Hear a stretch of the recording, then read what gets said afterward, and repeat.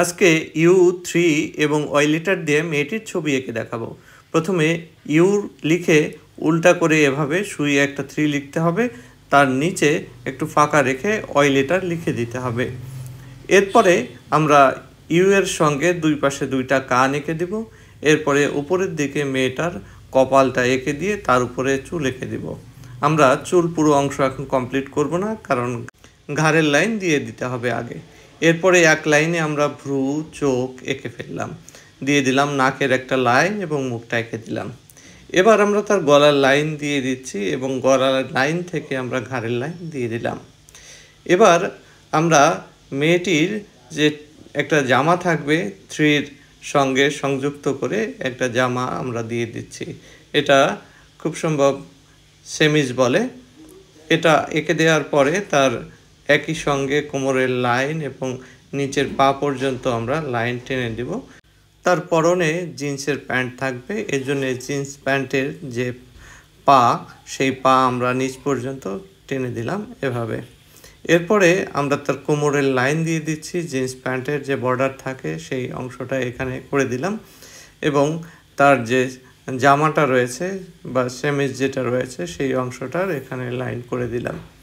এরপরে আমরা তার হাত ঘাট থেকে এভাবে নিচ পর্যন্ত নিয়ে আসছি। হাত নিয়ে এসে আমরা হাতে খালিও রাখতে পারি, আবার মেয়েরা অনেক সময় চুড়ি পরে, সেই চুড়ি আমরা দিয়ে দিতে পারি। আমি প্রথমে বুড়ো আঙ্গুল দিয়ে এবং অন্য আঙ্গুলগুলো ভাঁজ করে এভাবে হাতটা করে দিলাম।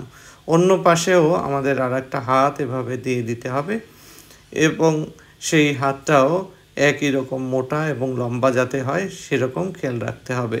এই হাতেও কয়েকটা চুড়ির লাইন দিয়ে একইভাবে হাতের আঙ্গুলগুলো ভাঁজ করে দিয়ে দিলাম। তোমরা চাইলে আর একটু লম্বা করে দিতে পারো। এরপরে চুলের লাইনগুলো এবার আমরা বের করে দিচ্ছি। বলেছিলাম চুল ঘাড়ের পেছনে থাকবে, এজন্য এই লাইনগুলো দিতে দেরি করেছি। এবার আমরা ইউ শেপে প্রথমে একটা জুতা, অন্য আর একটা জুতা সাইড থেকে এঁকে দিয়ে মেয়েটির প্যান্টের কোমরে কিছু ফিতা এভাবে ডবল লাইন করে দিয়ে দিলাম। এবার আমরা মেয়েটির যে প্যান্ট, তার যে চেইনের অংশটি রয়েছে সেটা দিয়ে দিলাম। দুই পাশে যে পকেট থাকবে জিন্স প্যান্টের, সেই পকেটের ডবল লাইন করে স্টিচিং বা সেলাইয়ের যে লাইন থাকে সেটাও দিয়ে দিচ্ছি। দুই পাশে একইভাবে আমরা দুইটা পকেট করে দিলাম। এবার তার প্যান্টে আরও কিছু সেলাইয়ের দাগ দিয়ে দিলাম এবং চুলটাকে এবার কালো কলম দিয়ে কালো করে দিচ্ছি। তোমরা কিন্তু যে কোনো কালার ব্যবহার করতে পারো। তার উপরে সেমিজটায় আমি নীল রং করে দিলাম। এরপরে জিন্সে কোনো রং দিচ্ছি না, একটু স্কেচ করে দিচ্ছি পেন্সিল দিয়ে যাতে শেডটা বোঝা যায়। হাতে লাল চুড়ি এবং পায়ে নীল জুতা দিয়ে শেষ করলাম।